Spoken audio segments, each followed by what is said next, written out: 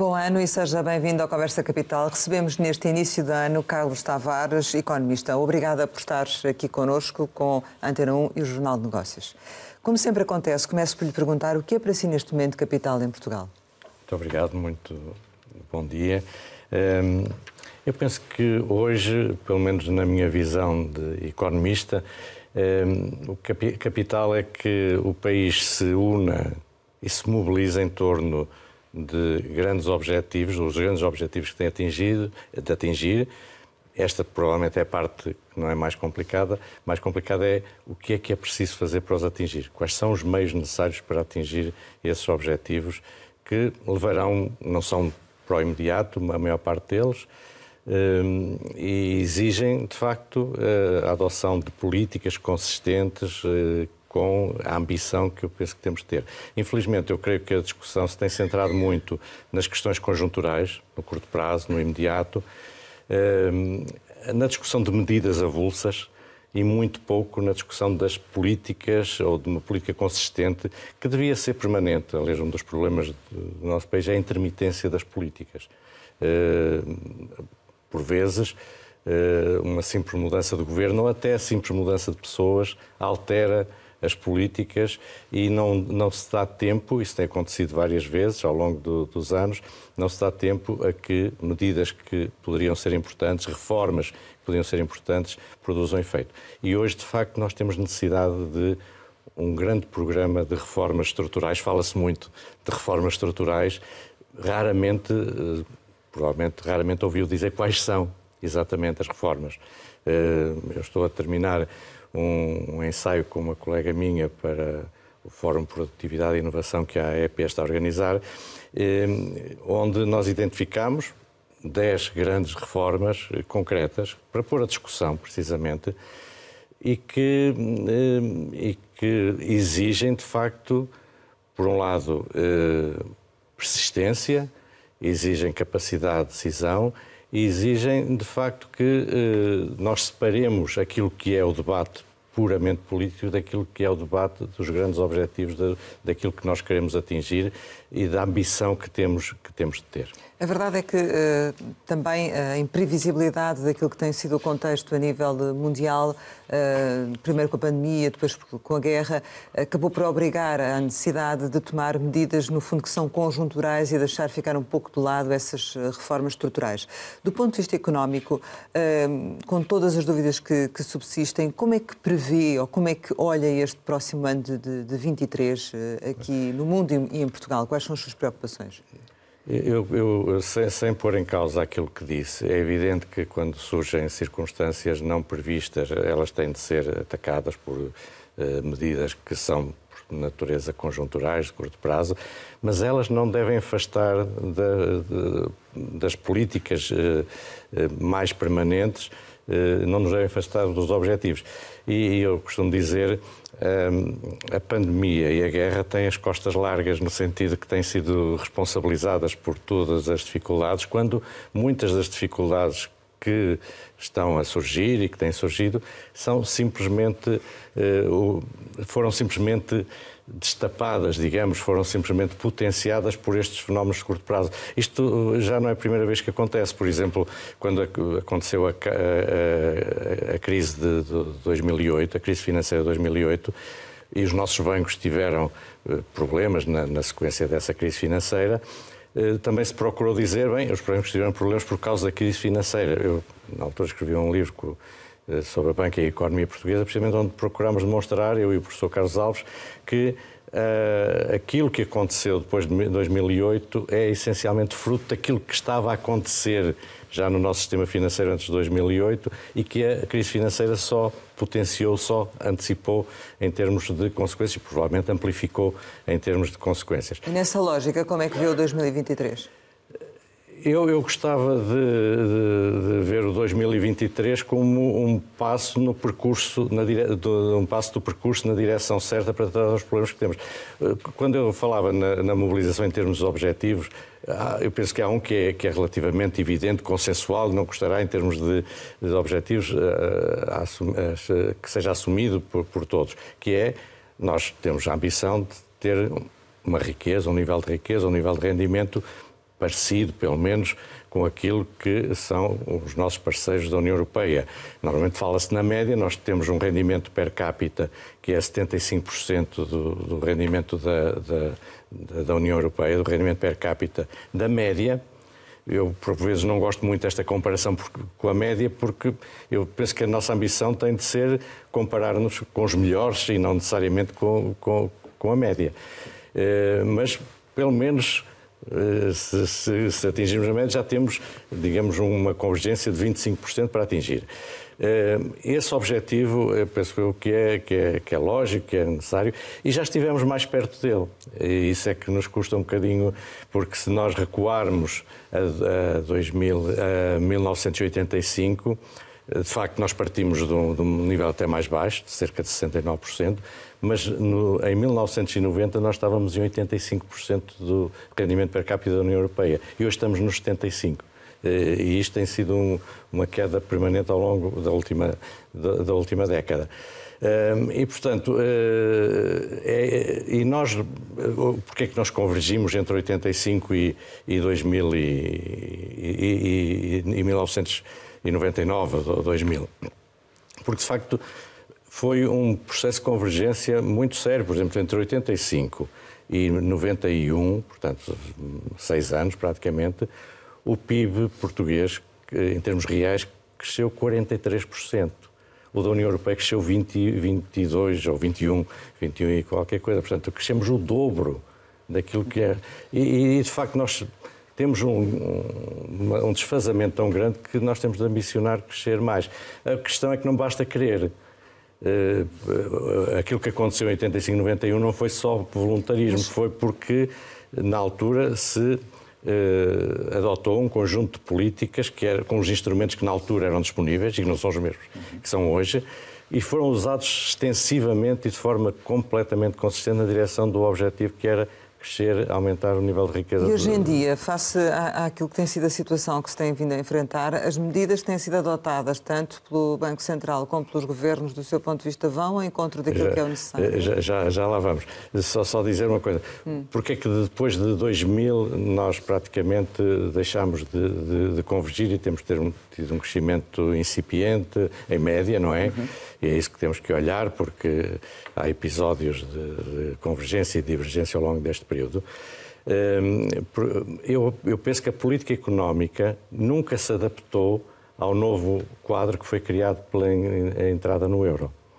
Isto aconteceu com Portugal e com outros países. Aliás, se nós formos ver o crescimento dos países da zona euro e de fora da zona euro, em geral, os que ficaram fora na altura cresceram mais. Porque eu penso que nós perdemos um conjunto de instrumentos, perdemos o instrumento da taxa de câmbio, perdemos o instrumento da política monetária, que não é disponível a nível nacional, mesmo a política orçamental, temos alguma autonomia, mas não a temos totalmente, porque há regras orçamentais europeias, e creio que nós nunca conseguimos desenhar uma política com os instrumentos que restaram e que permita atingir os objetivos da convergência de forma consistente e permanente. Eu, quando passei pelo Ministério da Economia, nós adotámos um conjunto de reformas que iam nesse sentido, no sentido de elencar quais são os instrumentos disponíveis, como é que devem ser usados. Na altura houve reformas... Era o Primeiro-Ministro Durão Barroso. Exatamente. Houve reformas muito importantes. Uma das mais importantes hoje, das políticas mais importantes, é da concorrência. Nós criámos a Autoridade da Concorrência, ao contrário do que eu ouvi outro dia numa entrevista, não foi nesta, mas não nos foi imposta pela União Europeia, pelo contrário, aliás, ainda há pouco tempo a Espanha não tinha uma Autoridade de Concorrência independente. Nós criamos uma Autoridade de Concorrência independente, devo dizer, com muitas resistências, porque havia muitas pessoas que não queriam abdicar do poder que o Governo tinha em determinadas matérias para passar para uma autoridade independente.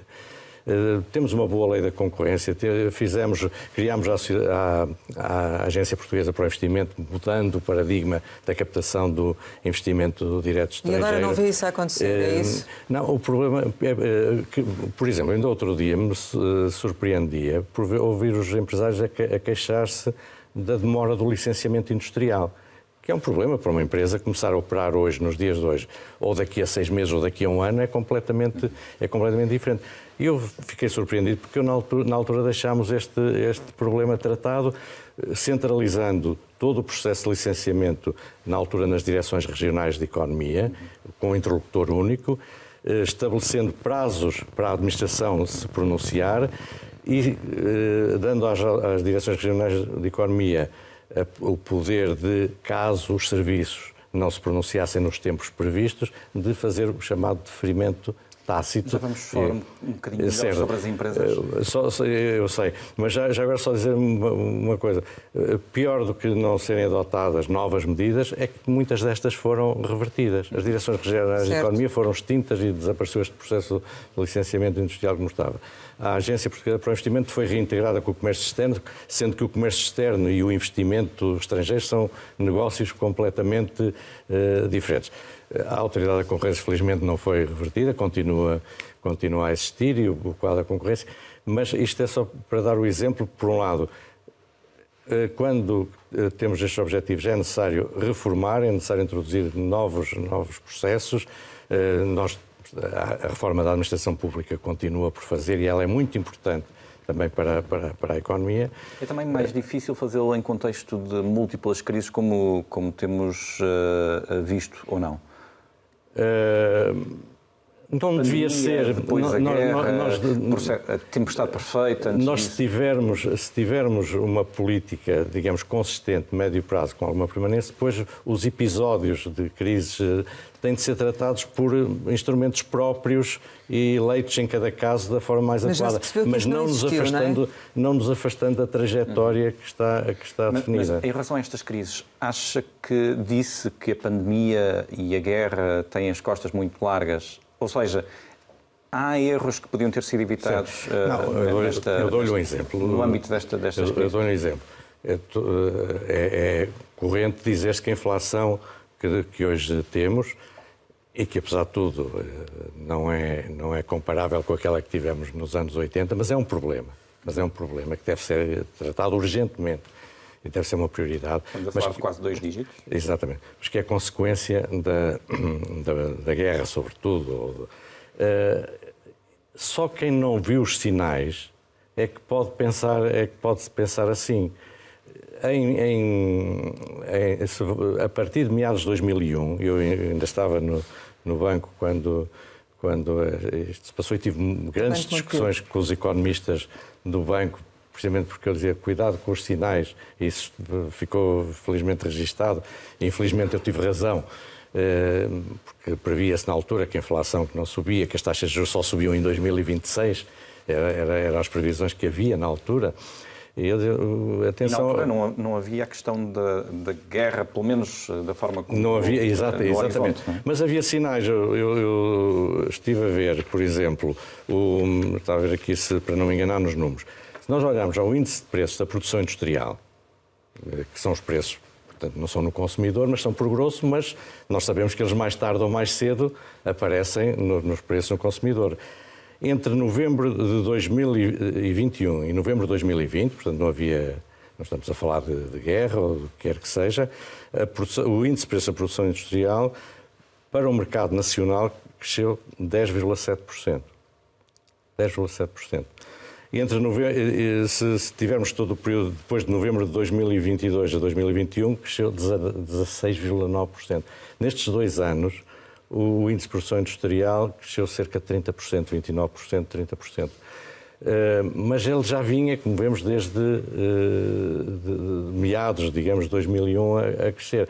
E, portanto, seria um bocadinho temerário admitir que as empresas estão a produzir mais caro e depois que os consumidores não vão sofrer mais tarde ou mais cedo com isso. Isto devia ter alertado os bancos centrais e os fazedores de política, digamos, para atacar mais cedo. Em vez disso, usou-se aquela teoria de que a inflação era devida à subida de preços específicos e, portanto, temporária, e coloca essas causas da subida dos preços de artigos específicos que se iam retirando do índice para sempre que subiam mais do que a média, retiravam-se produtos para dizer que não havia um problema, não tendo em conta uma coisa muito simples. é que a inflação não fica contida dentro de categorias de produtos. Ela difunde-se. Aliás, o Banco de Portugal tem um estudo recente sobre a difusão da inflação pelas diversas categorias de produtos e a forma como isso se passou. Mas isso é o processo normal. Isso significa que as taxas de juros deviam ter sido aumentadas mais cedo? Deviam ser aumentadas mais cedo e provavelmente até com maior expressão. Eu sei que isto não é muito popular dizer-se, mas, de facto, o pior que pode acontecer ao país não é ter taxas de juros, que ainda hoje são baixas. Nós estamos a falar de taxas de juros de Euribor da ordem dos 3%, de 3 e pouco em alguns casos, que são baixas por qualquer padrão passado que nós olhemos. Mas a subida poderia ter sido mais gradual? A subida podia ter sido mais precoce. Isto também nos Estados Unidos, apesar de todos os Estados Unidos começaram mais cedo, mas também começaram um bocadinho mais tarde do que deveriam, porque o principal mandato dos bancos centrais é manter a estabilidade financeira, é manter a estabilidade de preços. Mas em que momento não faz parte do mandato resolver o problema das dívidas públicas dos países que estão não sob a sua concorda com a política de Mário Draghi, então? Não, eu acho que foi, na altura, foi uma medida uma política de emergência, digamos, para salvar, digamos, o conjunto da zona euro. E eu isso entendo desde que seja temporário, uma vez mais. O que em meu entender, foi errado é que depois se tivesse prolongado e se entendesse como normal que os bancos centrais comprem ativos, portanto façam financiamento monetário permanentemente. Não é preciso ser um monetarista, e eu não sou, para saber que se os bancos centrais injetarem liquidez sucessivamente e nas quantidades que mais tarde ou mais cedo isso se faz sentir nos preços. Aliás, há uma coisa que nós ignoramos sempre quando falamos dos preços. Nós falamos de preços ainda da inflação, os preços dos bens e dos serviços que consumimos.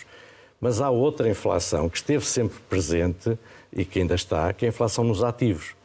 Vejam o que aconteceu no mercado imobiliário, que subiram, e isso é fruto também da liquidez excessiva que foi injetada. Vejam os preços de alguns mercados acionistas, como o dos Estados Unidos. Vejam um risco hoje que existe no sistema financeiro, que é o preço das obrigações. Os preços das obrigações subiram, eu não tenho aqui os números, mas subiram fortemente. Portanto, a inflação estava cá. Não estava nos bens e serviços por razões conjunturais, por aumento de produtividade, por alargamento do comércio externo, tudo isso. Mas em que momento é que acha que deviam ter, em que as autoridades europeias, nomeadamente o Banco Central Europeu, que devia ter começado a puxar pelos juros? No mínimo, a partir do início ou meados de 2021, aliás, ou até antes, porque o que eu penso que os bancos centrais deveriam ter feito era ter um processo de aterragem suave em termos de política monetária, normalizar a política monetária gradualmente. Não é normal nós termos taxas de juros negativas e elas não tiveram um efeito positivo sobre as economias, pelo contrário. Penso que o facto de termos taxas de juros negativas, por exemplo, permitiu que muitos investimentos de má qualidade fossem viáveis, porque as taxas de juros eram tão baixas que qualquer investimento pouco rentável se tornava viável. Deslocou muito, precisamente por fruto das circunstâncias que já referi, mas deslocou muito o investimento para o setor dos chamados bens não transacionáveis, para o mercado imobiliário e tudo isso. E, portanto, eu tenho dificuldades em entender, de qualquer maneira, as taxas de juros negativas. Eu penso que não era necessário ter. Aliás, há uma inconsistência na política do próprio Banco Central enquanto supervisor e enquanto autoridade monetária. Porque as taxas de juros negativas foram adotadas, pelo menos com a justificação de que era para incentivar os bancos a emprestar mais às empresas, a chamada economia real, que é uma expressão que eu não gosto, mas que se costuma usar. E, portanto, os bancos, em vez de ter uma taxa negativa no BCE, emprestariam mais à economia real. Mas, ao mesmo tempo, o Banco Central Europeu, enquanto supervisor, o que é que fez? Foi, e meu entender bem, aumentar os requisitos de capital dos bancos, aumentar os critérios, apertar os critérios de avaliação de risco dos bancos, que eu acho que está bem. Agora, os bancos Quiseram também aliviar esse fardo da dívida de que referi há pouco também, não é? Pois, mas isso é um outro objetivo. Agora, acabaram por penalizar, por um lado, não atingir o objetivo que era dos bancos emprestarem mais às empresas.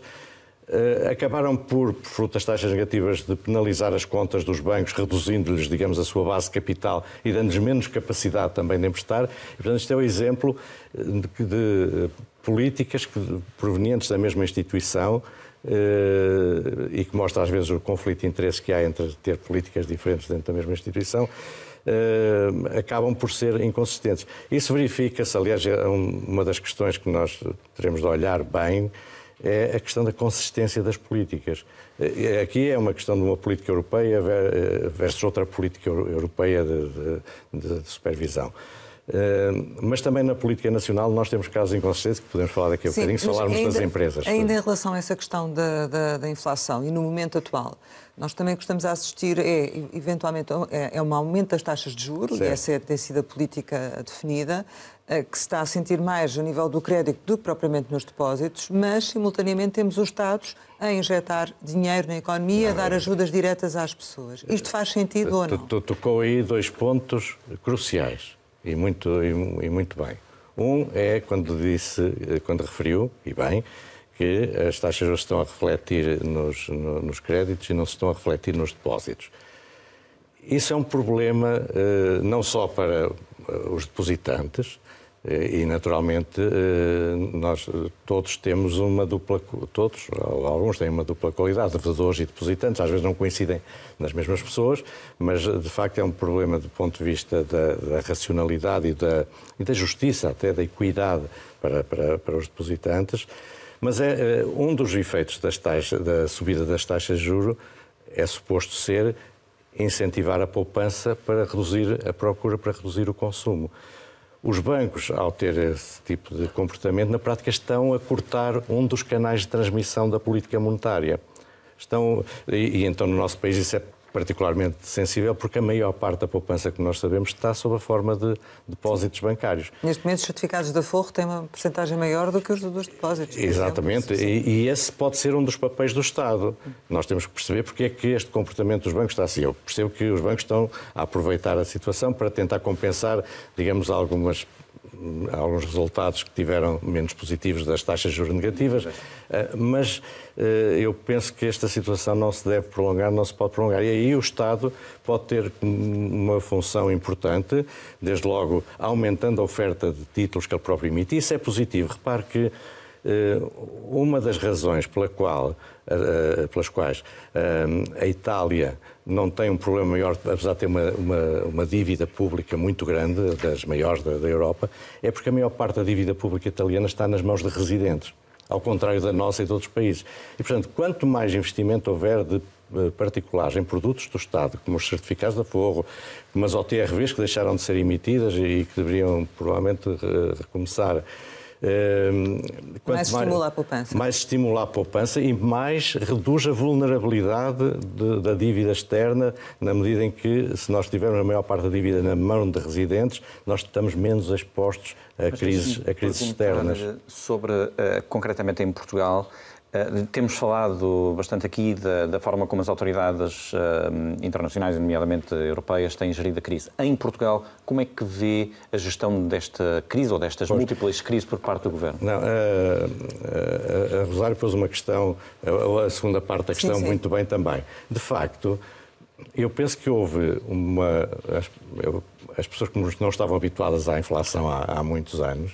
Eu, como digo, sou do tempo dela há 20%, 28%, por aí fora, nos anos 80. E aí havia quedas de rendimentos. Nós, no período da Troika, na segunda Carta de Intenções do Fundo Monetário Internacional, entre 83 e 85, os salários reais caíram 18%. Nós não temos nada que se pareça neste momento. E, portanto, eu acho que por força dessa desabituação dos ambientes inflacionistas, eu penso que os governos entraram em pânico, e não foi apenas aqui, e começaram a adotar medidas, como referiu muito bem, que são contraditórias com os objetivos da política monetária. na medida em que, e nos Estados Unidos até foi uma injeção maior, pela via fiscal, pela via da subsidiação, é injetada a liquidez que o Banco Central Europeu está a tentar reduzir pela via da subida das taxas de juros. Mas só para clarificar, o Governo não deveria ter dado alguns dos apoios que deu nesta fase? Nós temos que distinguir a política económica da política social. E, do ponto de vista da política social, o Governo tem que estar atento a problemas que existam e tratá-los, mas tratá-los de uma forma dirigida. Não é com medidas gerais de distribuição de liquidez, de subsidiação, porque, como digo, para além da questão da equidade, não é? Porque, ao fim e ao cabo, recai sobre as contas públicas, há essa questão de ser contraditório com os objetivos da política. Mas apoiar os mais carenciados, é isso? Sim, claro. Mas os primeiros apoios foram dirigidos à classe média como um todo, não é?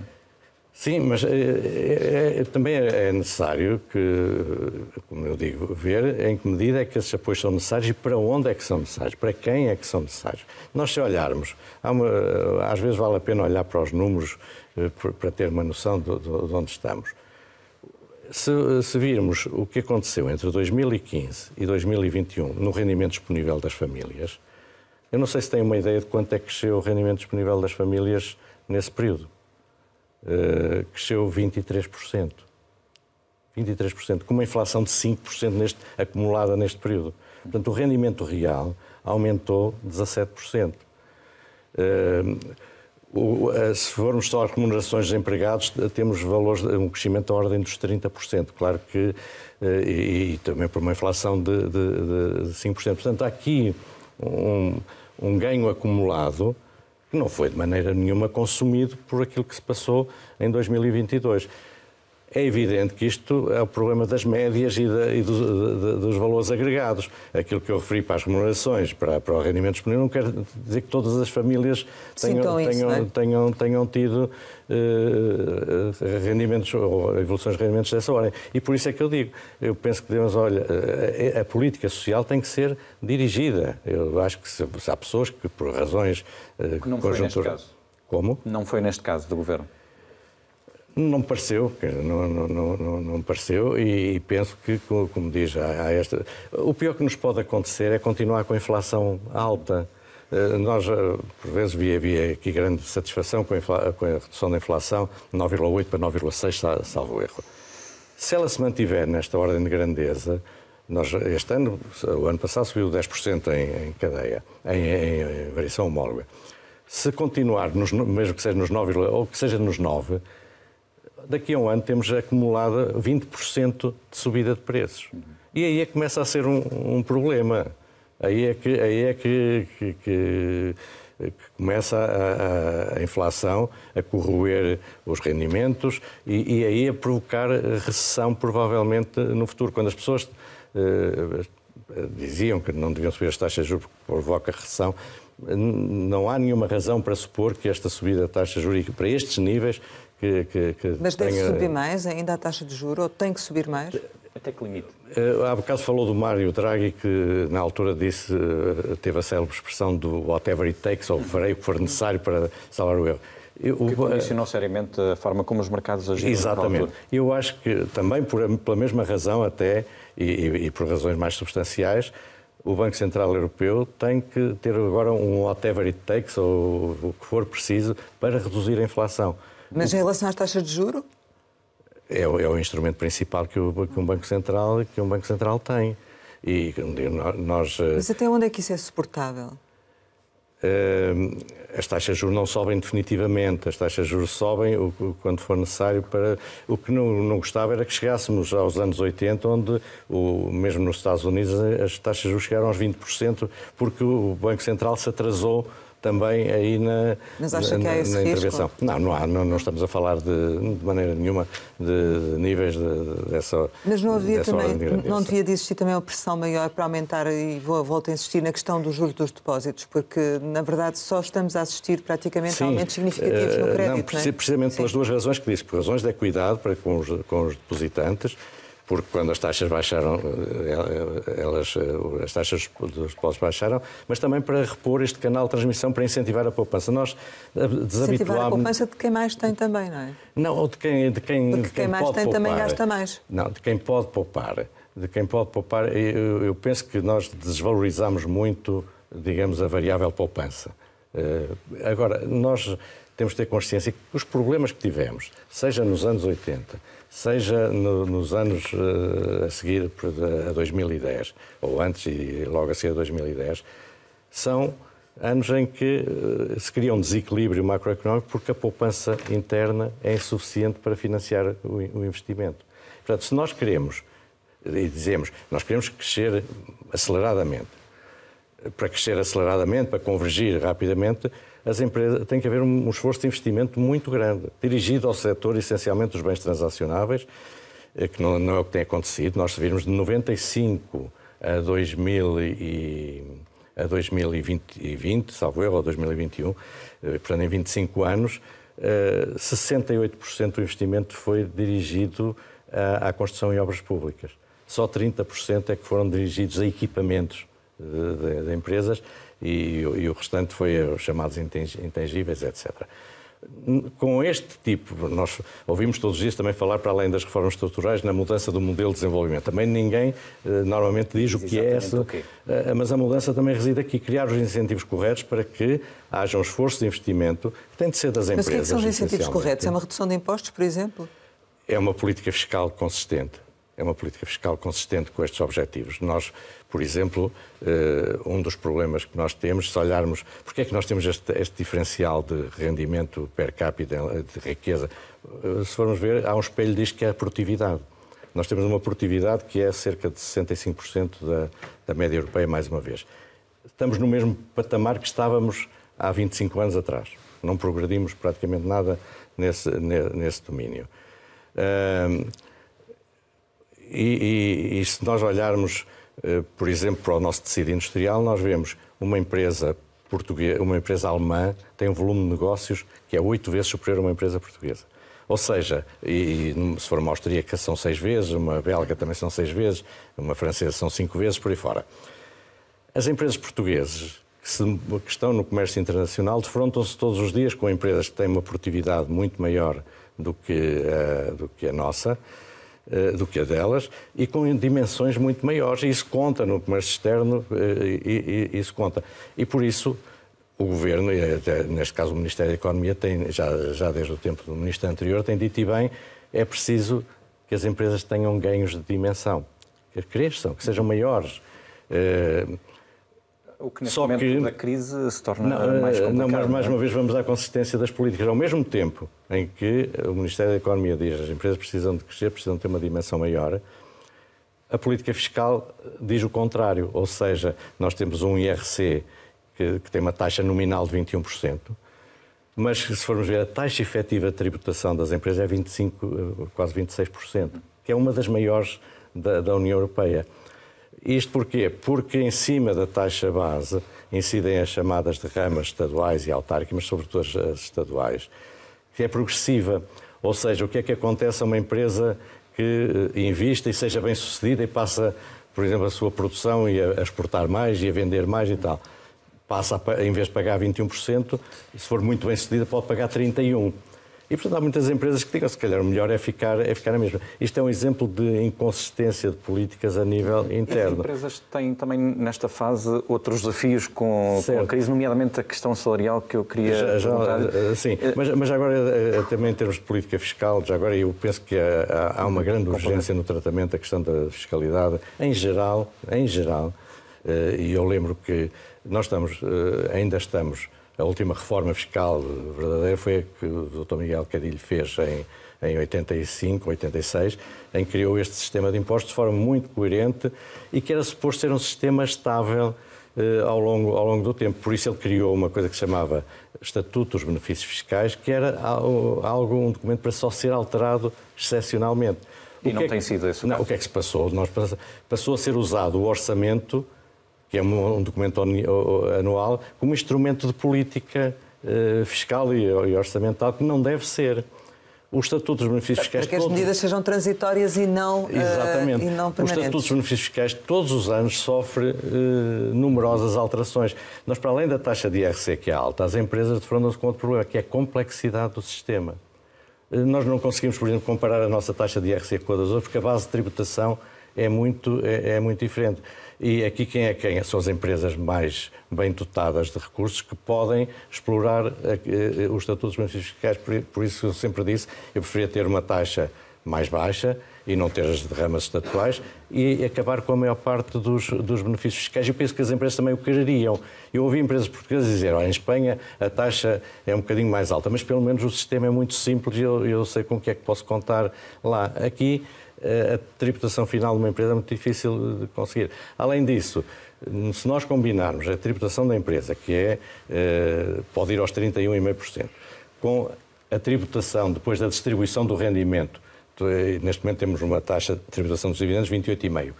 Se somar as duas, o empresário ou o acionista que invista numa empresa e corre um risco de ganhar ou não ganhar, paga quase 60% de imposto sobre dessas empresas que estão no máximo da taxa de IRC.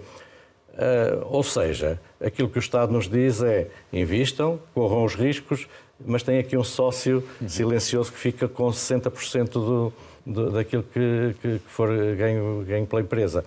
E isto é questão da dupla tributação, que é outro assunto que não está tratado. Portanto, eu penso que a reforma fiscal é uma das reformas mais urgentes. A questão da tributação das pessoas também é, porque hoje temos uma taxa de tributação que é de facto excessiva, com uma complexidade muito grande. Mas poderia-se avançar já com isso? Ou seja, com uma redução da carga fiscal, até como a solução para este problema da inflação ou não? Sabe que eu não sei se estamos a falar de redução da carga fiscal, seguramente. Não sei se estamos a falar de redução da receita, porque quando no IRC, por exemplo, eu penso que é possível fazer uma simplificação, uma clarificação do IRC, por exemplo, nos dividendos, por causa da dupla tributação.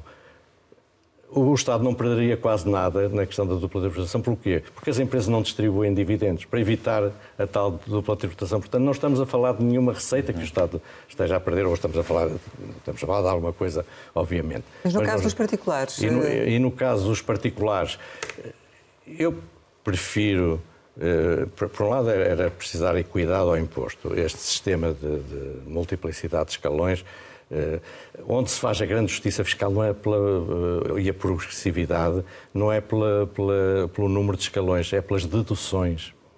As deduções é que podem... Eu posso ter, no limite, e sabem que há quem defenda isso, um sistema de IRS taxa única, e que seja mais justo do que uma taxa múltipla, porque eu posso fazer uma progressividade através do mecanismo das deduções. E há quem tenha defendido que este Orçamento do Estado para 23 devia contemplar um maior valor relativamente às deduções e até alargar as deduções para combater a crise. Era uma opção? E desde logo atualizar os escalões de acordo com a inflação também. E isso, por exemplo, tinha sido uma medida interessante, na medida em que parece que há uma situação orçamental que é melhor do que a que está prevista, poder-se-ia, por exemplo, fazer uma atualização extraordinária dos escalões e, portanto, devolver algum IRS às pessoas. Mas depois há outra questão também nos escalões que tem a ver com a perda ou não perda de receita fiscal. Quando, mais uma vez, no governo do Dr. Durão Barroso, nós tínhamos um programa de diminuir a taxa de IRC de 30% para 20%. Ela só fez a primeira parte do percurso até 25% e a perda de receita num ano que não foi de crescimento económico foi praticamente nula. Precisamente porque se reforçou a eficiência da administração fiscal. No caso a questão que eu estava a colocar também da equidade, não sei se tem noção que só praticamente pouco mais de metade das empresas é que pagam IRC. Nós temos 40 e tal % de empresas que apresentam sistematicamente resultados negativos. Isto também não é normal. Quer dizer, o sistema Das duas, uma, que as empresas não podem viver permanentemente com resultados negativos. E, portanto, e não é justo, de facto, que a maior parte, mais uma vez, e peço desculpa de estar sempre a invocar coisas que foram feitas e depois foram desfeitas. Há um artigo no Código das Sociedades Comerciais que não deveria permitir isto, que é o chamado artigo 35, que diz que quando uma empresa perde metade do capital social, e isto acontece se ela apresentar resultados negativos, tem de convocar a Assembleia Geral para fazer duas coisas. Ou reduz o capital, e portanto adequa-se a um capital mais reduzido, ou aumenta o capital, ou então dissolve-se, é o limite. Mas deixe-me só acabar isto, porque eu penso que é importante. Hoje esta disposição existe, mas diz que só que a empresa deve convocar a Assembleia para tomar uma destas decisões. Não diz o que é que acontece se não tomar nenhuma. E o que acontece é que sistematicamente não tem tomado nenhuma. No governo do Dr. Barroso nós tínhamos uma sanção para isto. É que se isto não fosse feito, ao fim de 3 anos a empresa dissolvia-se. Isto obrigava as empresas a recapitalizar-se, que é hoje um dos problemas mais sérios que nós temos, é a descapitalização das empresas, que podem viver, como disse, anos a fio com resultados negativos, a reduzir os capitais e a criar também aqui distorções de concorrência. Por exemplo, para falar de um caso muito, muito presente, se este artigo 35 tivesse a redação que tinha na altura e que foi desfeita logo a seguir, e eu penso que foi desfeita por causa das empresas públicas, porque a maior parte delas cairiam nesta situação e o Estado tinha que injetar dinheiro e eu estou a julgar, espero que não esteja enganado nas razões. Mas se este artigo estivesse em vigor, nunca a TAP podia ter chegado à situação que chegou. Já vamos falar um bocadinho sobre a TAP, prometo. Mas deixe-me só fechar este capítulo da inflação perguntando-lhe sobre a questão salarial. Devem ou não as empresas fazer um esforço de aproximar os aumentos salariais à inflação de forma a mitigar a perda de rendimento? Ou não? Depende de caso para caso? Nós temos aqui que ter uma política de rendimentos também, é uma altura muito importante. Das poucas políticas que nós temos na mão é a política de rendimentos também. Mais uma vez, no tempo do Dr. Miguel Cadilho, foi usada extensivamente, foi conceptualizada na altura. Ainda hoje muitos dos conceitos que existem sobre política de rendimentos foram introduzidos na altura e havia, de facto, um debate muito ativo na concertação social. Eu representava o Governo na altura na concertação social sobre a política de rendimentos. E por isso, primeiro, é um dos conceitos que se introduziu na altura, que foi muito importante para a desinflação que se produziu nesse período. É fixar os aumentos salariais não em função da inflação passada, mas da inflação prevista, da inflação esperada, digamos. Porque se fizer a inflação passada, cria-se o ciclo de realimentação da inflação por essa via. Segundo, os salários devem ser aumentados em função da inflação esperada e da produtividade. Nós não podemos ignorar este diferencial de produtividade. Como é que as empresas portuguesas compensam o diferencial de produtividade que lhe falei, que é de cerca de 40% relativamente à média da União Europeia? É através, de facto, das remunerações. Se nós fizermos a produtividade por hora de trabalho, temos este diferencial de 40%. Se fizermos um outro indicador, que normalmente não é feito, que é a produtividade por unidade de salário paga, a nossa está nivelada com as outras. Mas, portanto, as empresas deviam ter algum esforço de contenção, apesar de tudo, nesta fase? Não, eu penso que as empresas têm que fazer um esforço grande de investimento, de ganhos de produtividade, e isso, naturalmente, vai arrastar uma melhor remuneração dos fatores, porque vão precisar também de trabalhadores mais qualificados e, portanto, provavelmente mais bem pagos. Mas eu refiro-me ao dilema que muitas empresas estão a viver neste momento. Mas é tal coisa, nós não podemos tomar decisões que têm consequências definitivas em função de situações que são conjunturais. Mas faz sentido ou não aumentar os salários, até como forma de combater a inflação e para compensar? Não combate a inflação com subida de salários. Aumenta a sim, claro, mas que aumenta o consumo e pode aumentar a inflação. Sim, mas para compensar a inflação, é isso que eu queria dizer. Eu acho que a política mais eficaz é reduzir a inflação. é reduzir a inflação. Como disse, nós tivemos um período anterior de rendimentos reais, de crescimento de rendimentos reais, que criou uma almofada em geral. Não estou a dizer que isto se aplica a todas as famílias. Por exemplo, em 2022... Mas é que há muitas empresas a aumentarem os salários até para além daquilo que têm sido as indicações do Governo, porque admitem que também não podem reter pessoas, se não conseguem reter as pessoas nesta fase da conjuntura, se não aumentarem os salários. Mas isso cada empresa julgará e terá que também aumentar na medida em que conseguir aumentar. Mas também não é um pouco impensável a ter a inflação a estes níveis e não aumentar salários?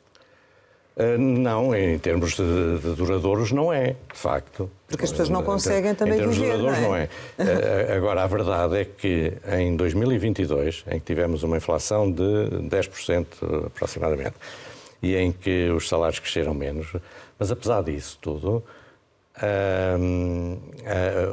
se olhar para o crescimento do PIB, o que é que justificou o crescimento do PIB, a principal componente foram as exportações de serviços, portanto, basicamente de turismo.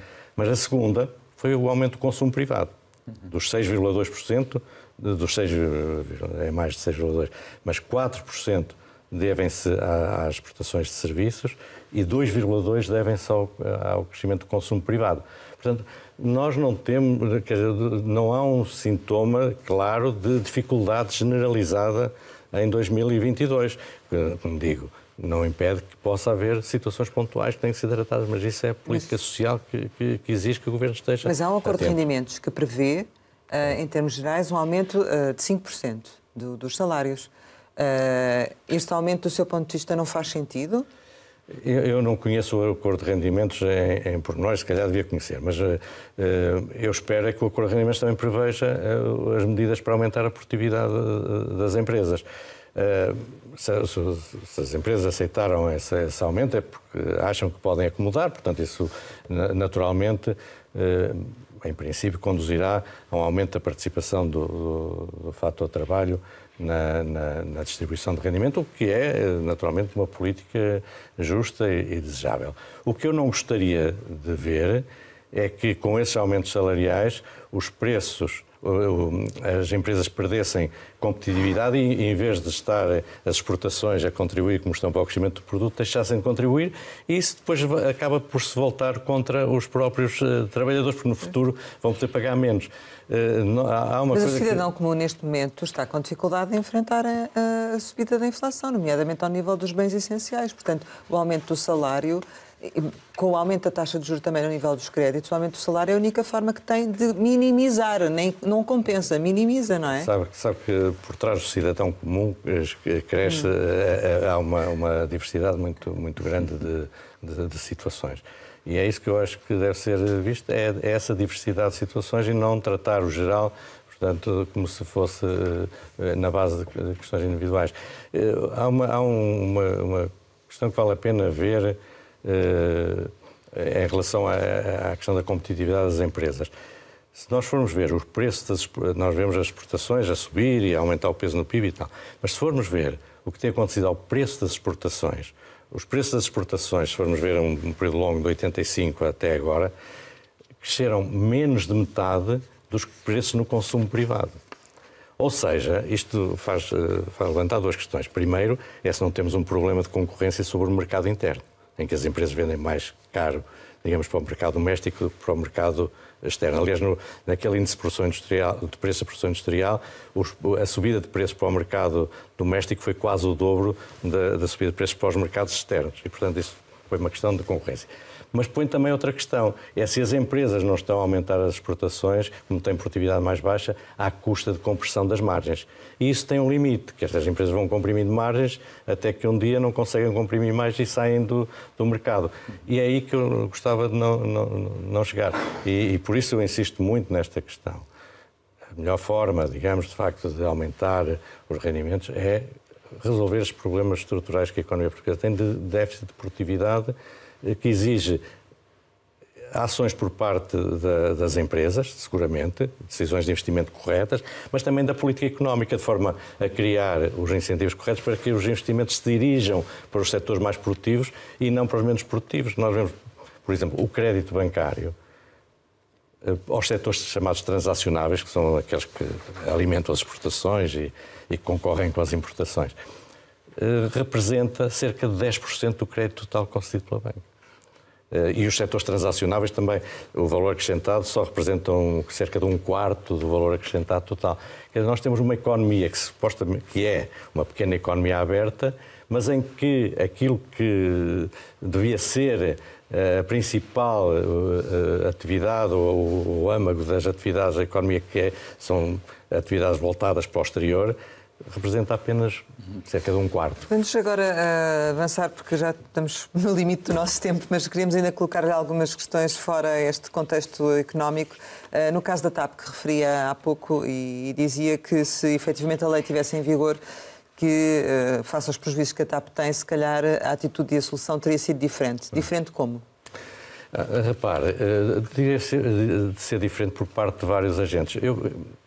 Eu conheço a TAP desde que estava num gabinete de apoio ao financiamento do Estado e às empresas públicas no tempo do Dr. Miguel Cadilho.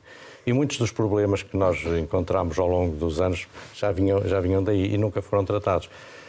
Na altura, no decreto-lei que criou o GAFEP, o Dr. Miguel Cadilho escreveu no preâmbulo que o Estado nas empresas públicas só era responsável pelo capital, não era responsável pelas dívidas das empresas. Isso levou a que vários banqueiros na altura me visitassem e perguntassem se aquilo era a sério. E eu disse sim, claro que é. E penso que nessa altura houve um período de contenção, de maior rigor na avaliação dos riscos e tal. Isso era essencial para que a TAP provavelmente não tivesse cometido alguns erros que cometeu. Quando é que isto muda um bocadinho? Quando mais tarde, já com o Dr. Miguel Cadilho no Governo, o engenheiro Ferreira do Amaral, que tinha a tutela da TAP, fez uma declaração pública dizendo que o responsável pelas dívidas da TAP, obviamente, é o Estado. Pelo passivo responsável é o Estado. Pronto, aí, portanto, abriu, digamos, de alguma forma a porta para um menor rigor na avaliação dos créditos. Isso tinha sido essencial, como digo, para que a TAP não pudesse ter chegado ao nível de passiva que chegou. E também... Chegamos aqui, nós conhecemos os problemas que a TAP tem vivido. O que eu lhe perguntava é, chegados aqui, o emagrecimento a que a empresa tem sido forçada neste momento por imposição da Comissão Europeia neste processo de reestruturação, era inevitável? Eu penso que era inevitável. A única coisa que eu penso que teria feito diferente, e disse isso durante muitos anos, antes disto, nós temos de distinguir duas coisas. Uma coisa é o serviço que a TAP presta, outra coisa é a empresa que o presta. E o serviço que a TAP presta não tem que ser prestado pela empresa tal qual está. Isto aconteceu com a Swissair, que também chegou a uma situação de insolvência, fechou num dia e abriu a Swiss, não sei o nome todo, e que vive normalmente. Aconteceu com uma companhia israelita que fez o mesmo, etc. Mas a TAP devia ser totalmente privatizada? Eu penso que já no passado, e nem sequer estou a falar de agora, teria valido a pena considerar a possibilidade de, chegada a TAP a uma situação de insolvência, ter encerrado a TAP dessa forma e recriado uma TAP 2. Mas do Estado ou privada? Qual era a vantagem? O que está a ser feito com o plano de reestruturação não é uma coisa muito diferente, porque na prática é ter uma companhia mais pequena, com menos rotas, com menos slots, etc. Com menos trabalhadores, não é? Tudo isso. Qual é a diferença substancial? É que este plano de reestruturação é feito com o contributo exclusivo dos dinheiros públicos, do Estado. Se tivesse havido o outro processo, os credores teriam de partilhar esse esforço.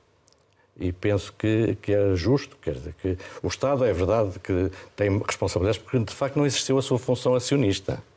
O Estado não exerceu a função acionista, como dizia, na TAP durante muito tempo. Mas os bancos também, os credores em geral, também não exerceram a sua função de avaliação de risco até ao limite. Claro que há a parte da dívida avalizada, que essa é da responsabilidade do Estado. Mas há a parte da dívida não avalizada, deve ser um risco de quem concedeu. Como é que viu esta crise à volta da TAP, Esse é um problema porque, mais uma vez, vale a pena ver esta questão, não sobre o caso concreto, ou podemos tomar o caso concreto como exemplo, mas que revela um problema mais profundo, que é a questão do governo das empresas públicas. Esta questão só surge porque há erros na concepção e na execução do governo da TAP. As questões que foram apontadas, designadamente para a saída da pessoa que saiu, foram de discordâncias, salvo erro, com a Presidente da Comissão Executiva e referiam 2 pontos, um acho que era a política de contratações, a outra era a questão da sede. Não sei se isto é, se ou não foi o que eu li nos jornais. Ambas estas questões são da competência do Conselho de Administração, não são da Comissão Executiva da TAP. São da competência do Conselho de Administração, que tem um presidente do Conselho de Administração e tem administradores não executivos, que representam os acionistas, neste caso, representam essencialmente o Estado. E, portanto, se havia essa discordância, a primeira questão que devia ter acontecido, ela devia ter subido ao... Não se resolve afastando uma pessoa que discorda, mas subindo ao Conselho de Administração, e o Conselho de Administração tomaria as suas decisões. No limite, se as divergências fossem insuperáveis, a pessoa em causa até nem precisava ter saído do Conselho de Administração. É porque ela foi nomeada, não foi membro da Comissão Executiva, ela foi nomeada administradora da TAP, podia ter passado a não executiva, por exemplo.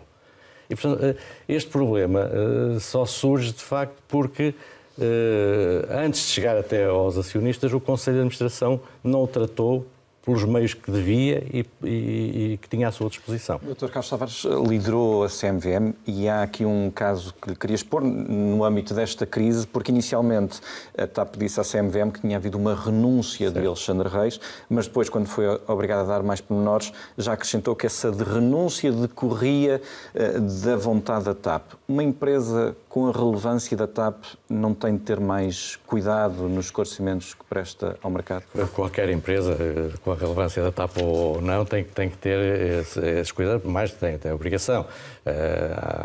O Código dos Valores Mobiliários dispõe expressamente que a informação que é prestada ao mercado não é à CMVM, é ao mercado. E a TAP tem essas obrigações de prestação de informação ao mercado porque tem obrigações cotadas. Não tem ações cotadas, mas tem obrigações de títulos de dívida que estão cotados em mercados internacionais. E, portanto, a informação ao mercado tem de ser, não sei se tem que ser clara, lícita, verdadeira, rigorosa, não sei quais são os atributos, penso que ainda há mais uma. Qual é a sua avaliação neste caso? A avaliação penso que é evidente que não foi.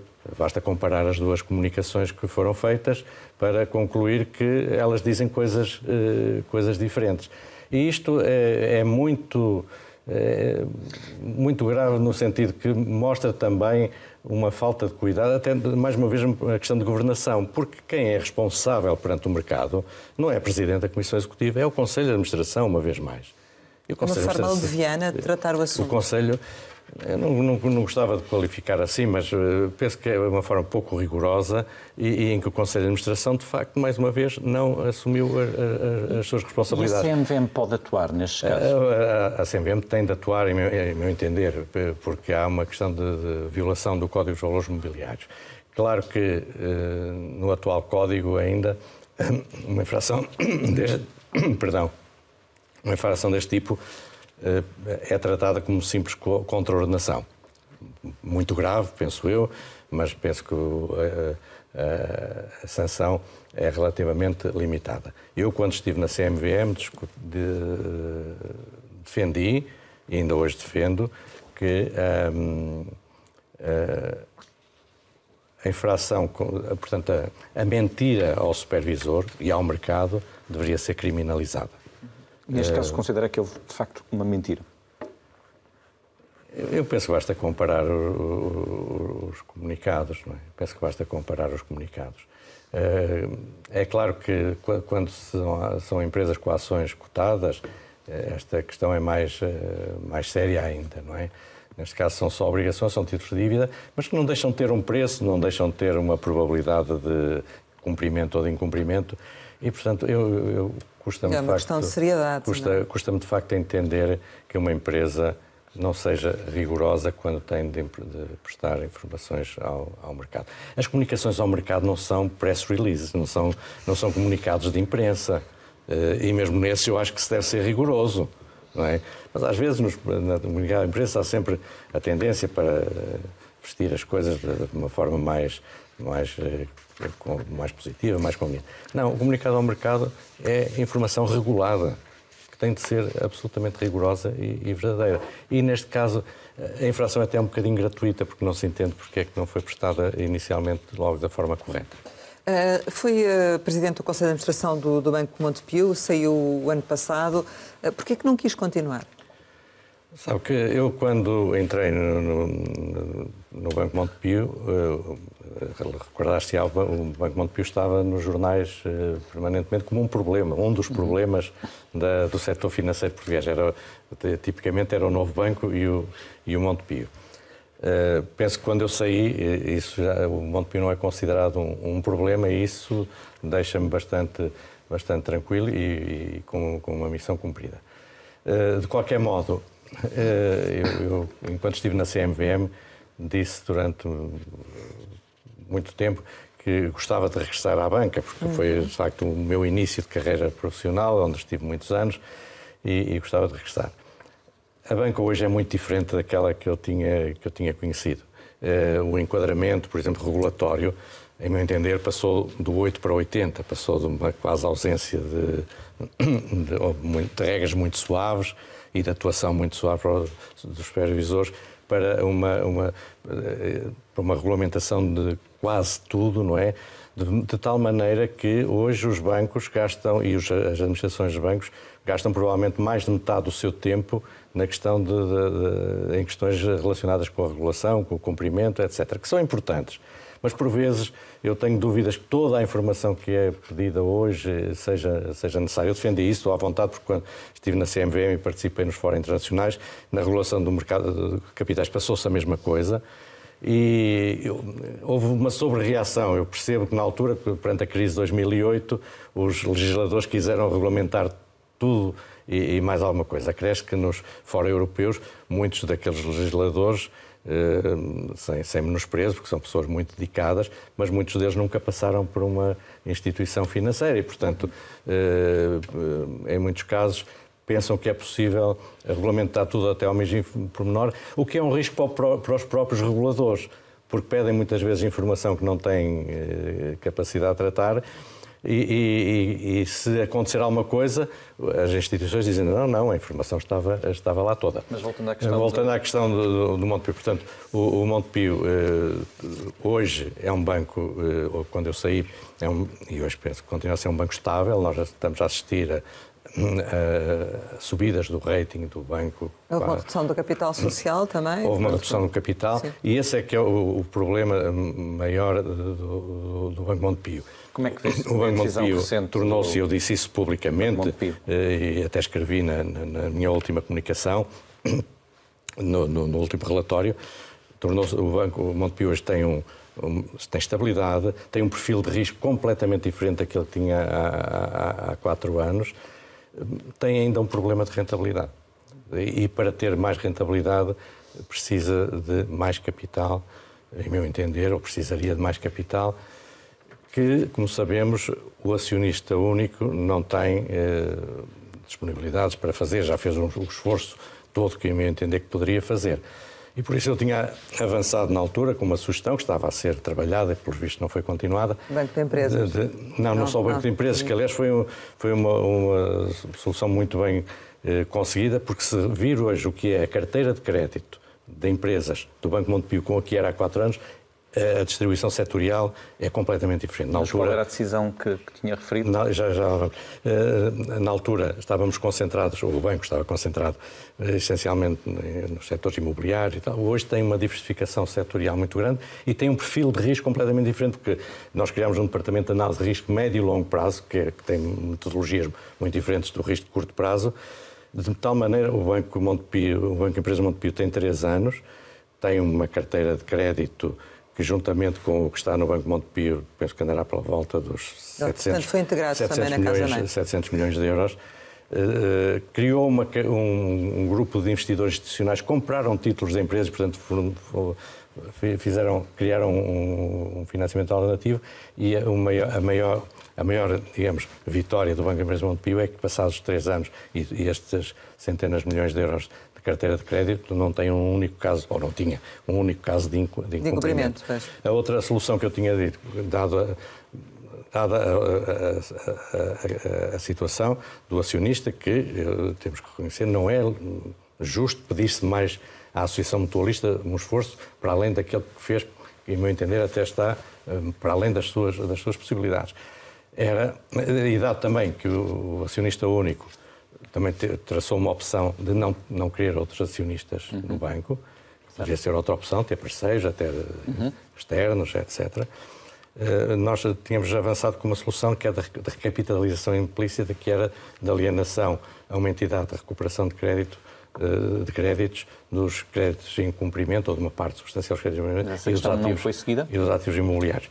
Tanto quanto percebi, e não estou agora dentro das decisões, ela não tem sido seguida, apesar de, em meu entender, ela ser viável e termos interessados e parceiros interessados. Mas só para clarificar muito rapidamente, que o nosso tempo está a chegar ao fim, como é que vê esta decisão do Banco Montepio de reduzir o capital para metade?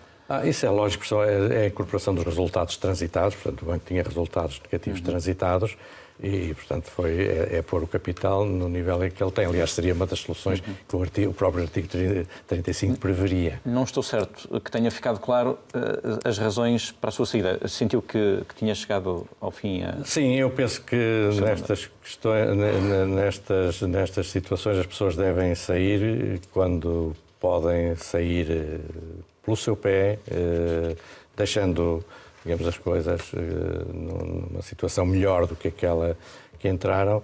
Eu, pessoalmente, e não vamos ter tempo para isto, tenho hoje ainda, eu acho que quando eu dizia na CMVM que gostava de regressar à banca, eu achava que o negócio bancário provavelmente deveria ser feito de outra maneira daquele que é hoje. Não estou a falar do Banco Montepio em particular, estou a falar em geral, e isso confesso. Portanto, que sai um bocadinho com desilusão? Algum desencanto, porque pensava e desejava que fosse possível fazer banca de uma forma diferente. Quando na CMVM criei aquela convicção de que o principal interesse que se deve privilegiar deve ser o do cliente, acima de todos os outros. Só para não ficar aqui uma névoa sobre o que isso significa, pode muito brevemente sintetizar significa, as por razões exemplo, desse encanto? Não sei se significa, por exemplo, que hoje, se virmos aquilo que acontece na banca, para além daquele aspecto de que falámos, em que penso que o interesse da instituição das instituições e da recapitalização está a ser privilegiado, ainda hoje, por exemplo, o principal negócio da banca deveria ser captar depósitos e conceder crédito. Para outras operações, há outras instituições. Ainda hoje, no balanço dos bancos, o crédito concedido a clientes representa apenas 50 e poucos % do seu negócio. Na altura que emergiu a crise financeira internacional, não sei se recordam, já não sei se era o G7 ou o G20, acho que era o G20, uma das orientações que traçou é que os bancos deveriam ser mais pequenos e mais simples. E não tem acontecido isso? O que temos assistido é normalmente que eles tenham tornado maiores e mais complexos. Não se revia nesse modelo. E não me refiro em particular ao caso do Banco Montepio, que de facto até se tem tornado mais pequeno. Em termos gerais. Este caso que falámos há pouco da TAP, da Alexandra Reis, que acabou por ser secretária de Estado, e temos vindo a assistir a outros que se têm vindo a acontecer no Governo. Do seu ponto de vista, como é que olha para eles? Isto fragiliza o Governo? Há aqui uma dimensão que é política ou ética, que para além da legal, digamos assim, que fragiliza o Governo? O mais grave, a meu entender, é o desvio de atenções que eles provocam para aquilo que devia ser o que falámos, que eram os grandes objetivos de política deste Governo, e que até num Governo de maioria absoluta... Mas têm razão de ser.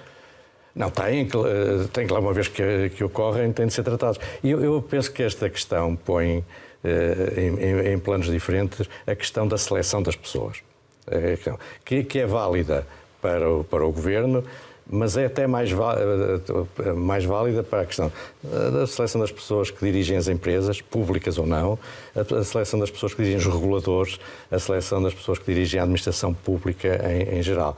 E aí eu penso que tem que haver uma avaliação não só das circunstâncias pessoais de cada um, mas até curricular. Eu tenho dúvidas que, em alguns casos, as pessoas tenham sejam que sejam adequados às situações. Eu, quando, na altura que saí da CMVM, e na altura o Ministro das Finanças, Mário Centeno, me convidou para fazer uma avaliação do sistema de supervisão. Eu, por exemplo, defendi e defendo isso para todos os reguladores, que a seleção dos reguladores começasse por um concurso público, aberto, em que, não é um concurso público, uma manifestação de interesse. Em que todos os interessados se pudessem manifestar, porque, e eu disse, quando estava no governo, tive a preocupação de escolher as pessoas que eu achava que eram melhores, não necessariamente as mais cómodas, e em alguns casos não foram, mas eu penso que quando um ministro ou um governo escolhe uma pessoa, não tem noção de todo o leque de pessoas que podem ter competências para o cargo. E por isso é que, tal como acontece em Inglaterra... É por conhecimento, eventualmente, não é por exatamente. Mas em Inglaterra é assim, portanto, as pessoas manifestam interesse, depois há uma comissão independente que faz uma avaliação rigorosa e depois propõe uma shortlist ao governo. Mas qual é a consequência prática disso não estar a acontecer, do seu ponto de vista? A consequência prática é que nós não temos segurança de que as pessoas que estão nos lugares de direção,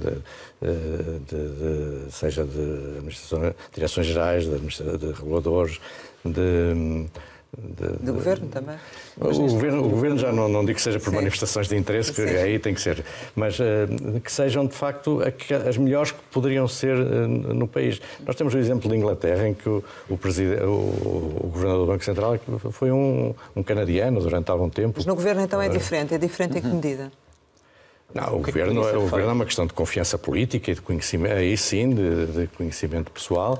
Agora, isso implica um escrutínio rigoroso que começa pelo autoescrutínio. As pessoas que são convidadas devem perguntar se têm algum problema, alguma questão que possa... e pô-la claramente.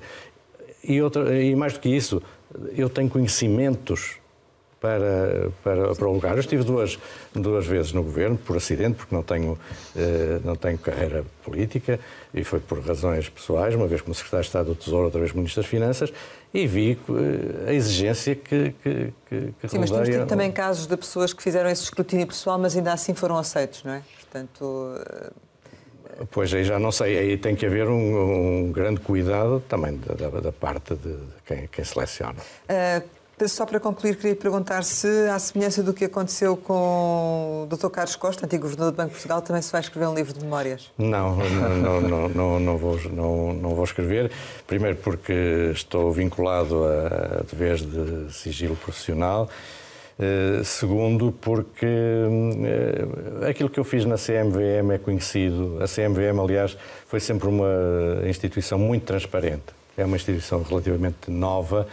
E mas que concorda com o facto de ele ter feito este livro? Teve, durante o período que eu lá estive, espero que fosse simples coincidência, alguns dos casos mais difíceis que passaram pelo sistema financeiro português. Estamos a falar do BCP, do BPP, do BPN, do BES, da PT e tudo isto. E eu penso que em todos os casos, aquilo que eu posso dizer e com grande tranquilidade é que a CMVM atuou com total independência e com grande coragem. E sempre dissemos o que pensávamos. Nós, por exemplo, sabe-se que a propósito da resolução do BES, a CMVM, e eu em particular, tivemos uma opinião diferente daquela que teve o Banco de Portugal. Ao contrário do que seja, eu penso que a resolução não era a única solução, não foi necessariamente a melhor solução e custou até este momento a todos os que sofreram perdas com ela, custou 17 mil milhões de euros ao país. Não vai escrever livros de memórias, mas também é... Mas tudo isto é conhecido, basta consultar os documentos, e por isso é que acha que não faz falta. Mas em relação ao Dr. Carlos Costa, fez bem ele em escrever as suas memórias? Eu não quero julgar, ele entendeu que sim, e eu tenho que respeitar que ele teve razões para isso. Chegamos ao final e que habitualmente lançamos algumas palavras com uma resposta rápida. A primeira é Estarreja. Estarreja é a minha terra, é um local que eu gosto muito. Fui 2 vezes presidente da Assembleia Municipal de Estarreja, foi a minha outra incursão política. E foi a terra dos meus pais e por isso é um local que eu gosto muito. Bento XVI? Bento XVI, eu confesso, é um Papa que eu hoje, e ouvindo o que eu vi nos últimos dias, reconheço que se calhar conheci menos bem do que devia. E, portanto, hoje eu não tenho uma opinião completa sobre o Bento XVI, provavelmente por defeito meu. António Costa? Do jornalista ou... Primeiro-Ministro. um primeiro-ministro que tem a oportunidade e, em meu entender, a obrigação, digamos, e as condições também para encetar este programa de reformas e lançar o país no progresso, na senda de convergência e de progresso que eu referi. Marcelo Rebelo de Sousa? Marcelo Rebelo de Sousa é o nosso Presidente da República, com uma forma muito particular de exercer a sua função e que é muito apreciado pelos portugueses. Eutanásia? É uma questão muito difícil que eu tenho dúvidas que deva ser legislada, mas que devia ser respeitada a consciência de cada um. Guerra? O pior do mundo. Paz? O melhor do mundo. Família? O melhor da nossa vida. Novo ano? Que seja bom e que seja um ano que nós possamos chegar ao Dia de Reis do ano que vem, dizendo: olha, a inflação está para trás, temos um conjunto de reformas que estão em curso, feitas, e estamos convencidos que isto vai correr bem. Portugal? Portugal é um país onde eu gosto de viver, e espero que seja um país melhor, não só para viver, que é um país bom, mas também para trabalhar e para investir. Carlos Tavares, muito obrigada por ter estado aqui com a Antena 1 e com o Jornal de Negócios. Pode rever este Conversa Capital e ouvir também em podcast ou rever na plataforma da RTP. Nós regressamos para a semana, sempre neste dia, esta hora, e claro, contamos consigo.